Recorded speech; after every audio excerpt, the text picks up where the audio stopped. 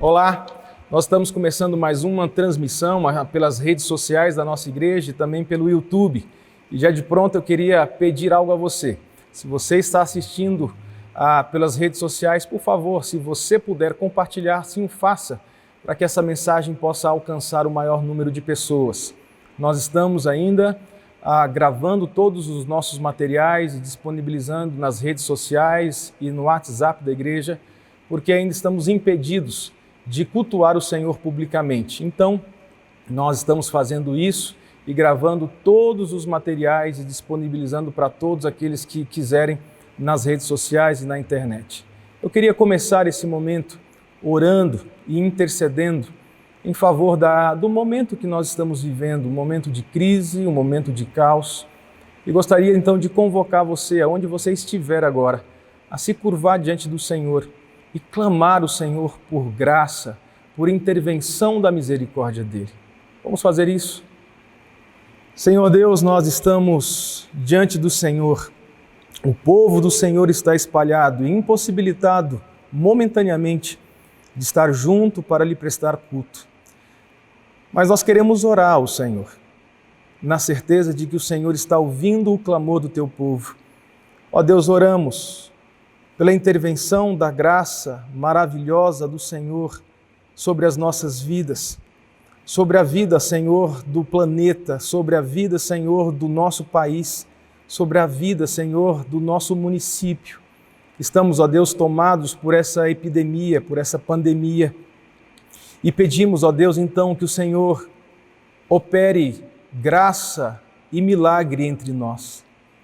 Pai querido, queremos orar também em favor, ó Deus, das autoridades constituídas. Orar, ó Deus, pelo nosso presidente, orar, ó Deus, pelos nossos deputados, senadores, prefeitos, pelos vereadores, pelos ministros. Ó Deus, derrame graça sobre a vida de cada um deles, dando a eles, ó Deus, capacidade, habilidade para conduzir e liderar, ó Deus, essa nação nesses tempos. Ó Deus, oramos em favor, ó Deus, dos idosos, dos doentes, aquelas pessoas que estão vivendo num momento difícil, vivendo, ó Deus, um tempo de risco, para que o Senhor também possa alcançá-los, ó Deus, sobretudo dando a eles a paz, o entendimento da Tua presença constante. Fique com o Teu povo, fique, ó Deus, com a nossa nação. Essa é a nossa oração. Oramos assim no nome santo de Jesus, o nosso Senhor e Salvador. Amém. Meu querido, eu queria te convidar hoje para o texto de Abacuque, capítulo 1. Se você tiver com a sua Bíblia aí, por favor, abra em Abacuque, profeta Abacuque, capítulo 1. Se você está com o seu celular, com o seu tablet, com o seu computador e tiver aí uma Bíblia, por favor, abra. Texto do profeta Abacuque, capítulo 1. Hoje nós iremos expor do verso 1 ao verso 11. Eu queria então fazer a leitura desse texto e gostaria muito que você pudesse acompanhar com toda atenção. Abacuque, capítulo 1, do verso 1 ao verso de número 11. O profeta assim nos diz: sentença revelada ao profeta Abacuque: até quando, Senhor?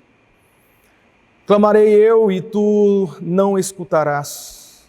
Gritar-te-ei violência e não salvarás. Porque me mostras a iniquidade e me fazes ver a opressão? Pois a destruição e a violência estão diante de mim. Há contendas e o litígio se suscita. Por esta causa a lei se afrouxa e a justiça nunca se manifesta. Porque o perverso cerca o justo, a justiça é torcida. Vede entre as nações, olhai e maravilhai-vos, e desvanecei, porque realizo em vossos dias obra tal, que vós não crereis, quando vos for contada. Pois eis que suscito os caldeus, nação amarga e impetuosa, que marcham pela largura da terra, para apoderar-se de moradas que não são suas. Eles são pavorosos e terríveis, e criam eles mesmos o seu direito e a sua dignidade. Os seus cavalos são mais ligeiros do que os leopardos, mais ferozes do que os lobos. Ao anoitecer são os seus cavaleiros, que se espalham por toda parte. Sim, os seus cavaleiros chegam de longe, voam como águia, que se precipita a devorar. Eles todos vêm para fazer violência. O seu rosto suspira por seguir avante. Eles reúnem os cativos como areia. Eles escarnecem dos reis. Os príncipes são objeto do seu riso. Riem-se de todas as fortalezas, porque, amontoando terra, as tomam. Então passam, como passa o vento, e seguem. Fazem-se culpados estes, cujo poder é o seu Deus. Vamos orar mais uma vez, rogando graça, para que o Senhor ilumine as nossas mentes, para que possamos entender a palavra do Senhor nessa noite. Senhor, uma vez mais, rogamos para que o Senhor ilumine as mentes daqueles que estão nos ouvindo, para que possam entender a palavra do Senhor, palavra rica. Ó Deus, dê clareza aos meus lábios para que possa comunicar a verdade do Senhor, de forma que as pessoas possam entender e que o Teu Espírito Santo possa aplicar, ó Deus, essa palavra nos nossos corações, aos nossos corações, e que sejamos, ó Deus, tomados por essa palavra a ponto de sossegar o nosso coração diante de uma situação tão complexa que nós estamos vivendo em nossos dias. Obrigado, porque a Tua palavra tem resposta para todas as coisas e ela é bálsamo ao coração ferido. E nós descansamos nisso e rogamos mais uma vez, Senhor, fale com Teu povo, no nome de Jesus. Amém, gente. O mundo está em colapso. Esta é a principal manchete dos noticiários em nossos dias. Não bastasse a crise na saúde pública, agora nós já começamos também a experimentar o amargo gosto de uma possível convulsão econômica. O excesso de notícias e informações tem levado o ser humano a um descontrole de ordem psíquica e emocional. É certo, gente, que para agravar esse fato, a cada minuto tem surgido uma nova notícia, ou verdadeira ou falsa, que tem colaborado para aumentar as nossas crises, para aumentar o nosso desespero, para aumentar o nosso medo e a nossa ansiedade. Alguns veículos de comunicação nos dão conta que já na Europa o índice de suicídio tem crescido consideravelmente. Sem sombra de dúvidas, a sensação mais comum em nossos dias é a sensação de falta de controle.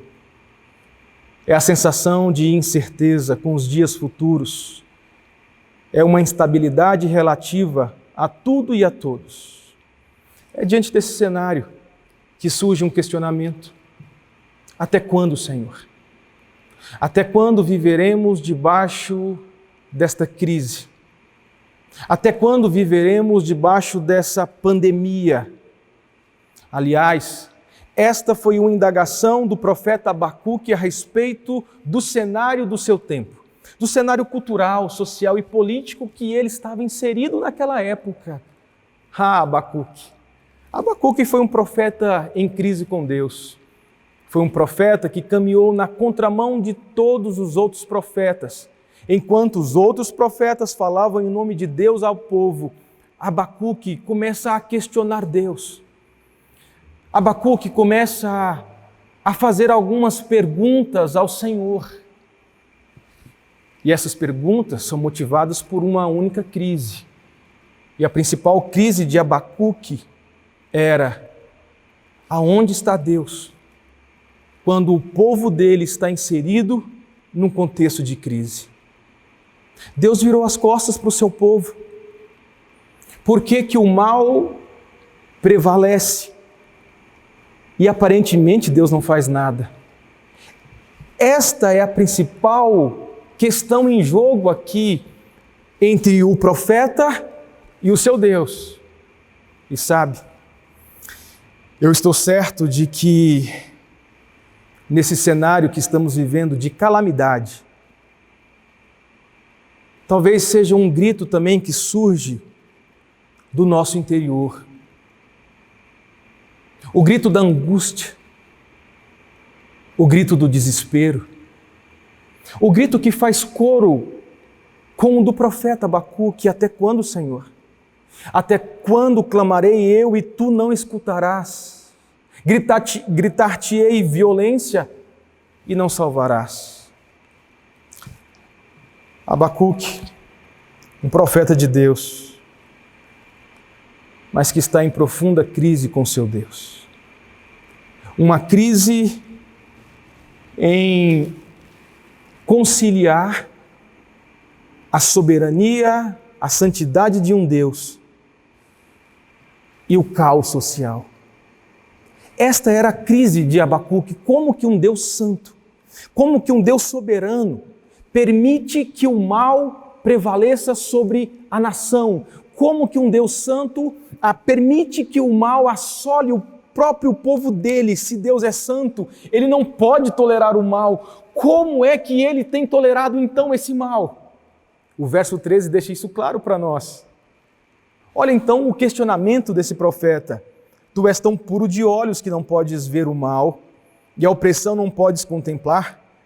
Porque, pois, toleras os que procedem perfidamente e te calas, quando o perverso devora aquele que é mais justo do que ele. Em suma, onde Deus está quando nós estamos submergindo as crises sociais e de ordem de saúde pública. Diante desse questionamento, esse texto tem a nos ensinar duas verdades essenciais para as nossas vidas. A primeira delas é que o silêncio de Deus não quer dizer que Ele está inativo. Eu sei que é difícil ver algo quando nós estamos inseridos diante de um contexto de crise. Esse era o contexto de Abacuque, e Deus responde ao profeta já no verso de número 5. Agora a ordem do diálogo aqui é invertida. Agora é Deus que estabelece a conversa. E aqui me parece uma sessão de aconselhamento de Deus para com o profeta. Deus começa a abrir os olhos, o entendimento do profeta Abacuque, mostrando a ele de que a forma que ele está enxergando o caos não é a melhor forma de enxergar a realidade. Deus está mostrando a Abacuque que o problema dele era um problema de cosmovisão. Era um problema que ele estava enxergando a sua situação pelas lentes erradas. A forma como esse profeta tem enxergado o mundo está completamente equivocada, porque Abacuque está enxergando o mundo sem Deus. Abacuque não consegue contemplar a intervenção da graça de Deus. O que Abacuque consegue ver é apenas um mundo sem Deus. Portanto, agora Deus vai corrigir a forma de Abacuque enxergar o seu mundo. Agora Deus vai falar ao coração daquele homem dizendo: eu estou no governo. Eu estou no controle. Deus quer que o profeta enxergue o mundo não apenas pela perspectiva da crise nacional, mas pela perspectiva de Deus. Perceba que no verso 5, por 2 vezes, Deus convida o profeta a enxergar a sua intervenção. Vede entre as nações, olhai, maravilhai-vos e desvanecei, porque realizo em vossos dias obra tal, que vós não crereis, quando vos for contada. Meu querido ouvinte, deixa eu te falar algo. Deus é um ser imanente. Pastor, o que é isso? Deus é um ser que criou o universo, todas as coisas, e Ele se relaciona com o mundo criado, especialmente com o ser humano e com a sua história. Nós não podemos conceber a ideia de um Deus que criou todas as coisas e se ausentou do mundo, se ausentou do controle daquilo que Ele mesmo criou. Perceba as palavras claras de Deus ao profeta Abacuque: eu realizo em vossos dias obras tais que vocês não vão crer quando lhes forem contadas. A crise de Abacuque é a sua crise, é a minha crise, Aonde está Deus em meio ao caos? Nós precisamos aprender aquilo que Deus ensinou àquele homem. O silêncio aparente de Deus não quer dizer que Ele está inativo na condução da história. O silêncio de Deus não quer dizer que Deus desceu do seu trono ou que essa pandemia tomou o controle da história. Deus está no controle. Deus está agindo, muito embora não possamos perceber, mas Deus está controlando todas as coisas para a glória do seu nome e para o bem do seu povo. Segunda coisa que esse texto nos ensina é que Deus responde à oração do seu povo segundo a vontade dele e não a nossa. A partir agora do verso 6, o profeta vai nos mostrar a resposta que Deus deu a ele. Eis que suscito os caldeus. Verso 6. Deus agora está mostrando para aquele profeta que ele, Deus, tem o controle da história em suas mãos. Que ele, Deus, usa quem ele quer como instrumento para cumprir os propósitos eternos que ele tem estabelecido. Deus quer usar dessa situação de calamidade, de crise naquela nação, para ensinar o profeta dele a confiar em Deus, a confiar na graça, a confiar na soberania, a confiar no controle absoluto de Deus sobre a história. E é isso que esse texto também quer nos ensinar em nossos dias. Deus está dizendo a Abacuque que ele levanta agora a Babilônia, talvez um instrumento mais improvável para cumprir o propósito dele. Deus levanta uma nação má, uma nação impetuosa, para cumprir o propósito de disciplinar o povo dele naquele tempo. Agora Abacuque entra numa crise mais profunda. Porque antes ele questionava que Deus estava ausente naquela crise. Então ele se curva e começa a clamar a Deus, Deus responde. E quando Deus responde, não responde conforme aquilo que ele tinha pedido. E agora Abacuque parece entrar em crise, em parafuso. Como é que Deus pode usar uma nação má para conter o mal? Como é que o mal pode ser combatido com o mal? Não espante com essa crise de Abacuque, porque essa é a nossa crise. Às vezes estamos nos perguntando por aí, e agora o que vai acontecer com a gente? E agora o que vai acontecer com a nossa economia? E agora o que vai acontecer com a saúde pública? E agora o que vai acontecer com os empresários, com os funcionários e empregados? O que há de acontecer? E Deus está dizendo para nós, como disse a Abacuque, eu continuo no controle da história. Deus continua mostrando para o seu povo, como Ele mostrou nos tempos de Abacuque, que pela sua graça e soberania, no tempo pré-estabelecido por Ele mesmo, Ele há de intervir com graça e com misericórdia, e que Ele pode usar quem Ele quiser. Talvez a nação mais improvável dos nossos dias, talvez uma pessoa mais improvável em nossos dias, para trazer paz e liberdade que nós precisamos. Eu queria aplicar esse texto devocionalmente na sua vida. 3 princípios práticos aqui me saltam aos olhos. Me permita compartilhar com você. A primeira aplicação desse texto é que a ignorância referente à soberania de Deus afeta a forma de enxergarmos as crises existenciais. E permita repetir, a ignorância referente à soberania de Deus afeta a forma de enxergarmos as crises existenciais. Abacuque estava enxergando um mundo ausente de Deus. Aonde está Deus? Até quando, Senhor, o Senhor há de ignorar o que estamos vivendo?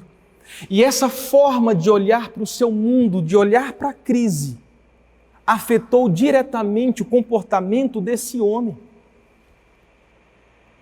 Nós precisamos olhar para as nossas crises, não a partir de um trono vazio, mas a partir de um trono que existe um Deus que está governando e que tem as rédeas da história e das circunstâncias em suas mãos.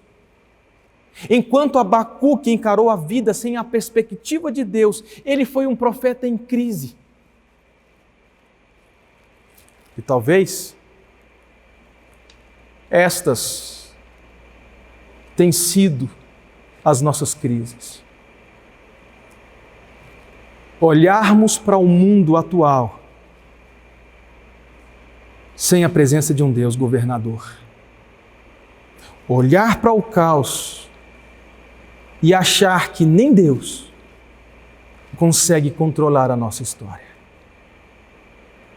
Meu querido ouvinte, eu te convido agora a que você olhe para a situação atual pela perspectiva de um Deus soberano, que está controlando todas as coisas nos mínimos detalhes. Segunda aplicação que esse texto me traz, ou nos traz, é que as crises têm os seus pontos positivos. Sim, a crise pode nos ensinar algumas coisas. E eu fico a me perguntar, por que o índice de depressão, de suicídio, tem aumentado em nossos dias, principalmente a partir da crise estabelecida em nossa sociedade?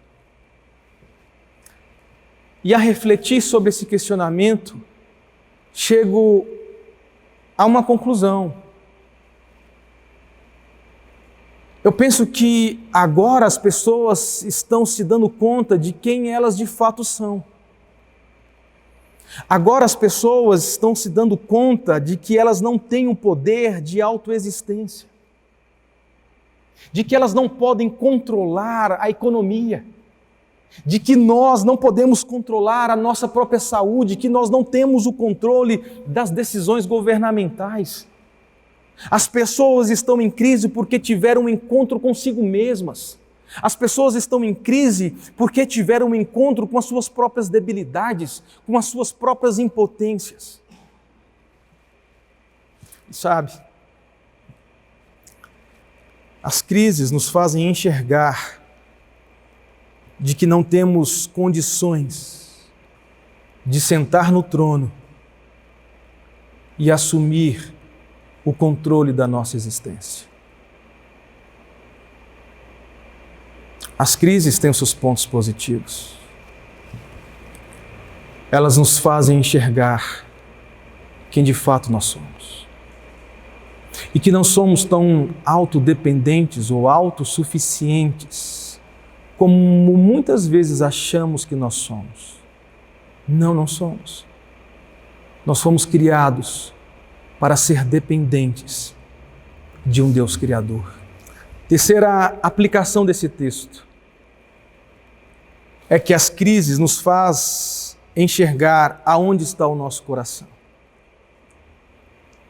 Eu tenho percebido que o que tem mais gerado crise nas pessoas talvez nem seja o próprio coronavírus, mas o fato de que as pessoas estão perdendo aquilo que lhes dava o sentido de vida, o significado de vida. As pessoas estão percebendo que as suas posses estão escorregando pelos dedos. As pessoas estão se dando conta de que a estabilidade financeira é algo incerto agora. E todas as vezes que muitas pessoas se deparam com essa realidade, elas são tomadas por um sentimento de desespero, de crise, de ansiedade. Então eu fico a entender o que tem gerado isso em nós. E uma resposta que me vem ao coração sempre é que a crise é um bom momento para avaliarmos aquilo que tem dominado o nosso coração. A crise é o momento de entender que nós precisamos de um Redentor. E esse Redentor que nós precisamos, ele tem nome, é Jesus Cristo. Eu queria terminar essa reflexão bíblica dizendo para você que está nos ouvindo e nos assistindo aí, meu querido irmão e amigo, nada pode preencher o vazio da sua alma e do seu coração em tempos de crise, senão a paz que excede todo o entendimento que está na pessoa de Jesus Cristo. Eu quero te convidar a reavaliar a sua vida diante de Deus. Por que você está tão desesperado com o que está acontecendo em nosso país? Por que você está tão ansioso, deprimido? Talvez seja o fato de que o seu coração está fundamentado em coisas que não podem satisfazer o vazio da sua alma. Volte-se para Jesus Cristo. E a minha oração é que Deus possa te abençoar e que a paz de Cristo esteja sobre a sua casa, hoje e todos os dias, até que o Senhor Jesus volte. Que Deus te abençoe.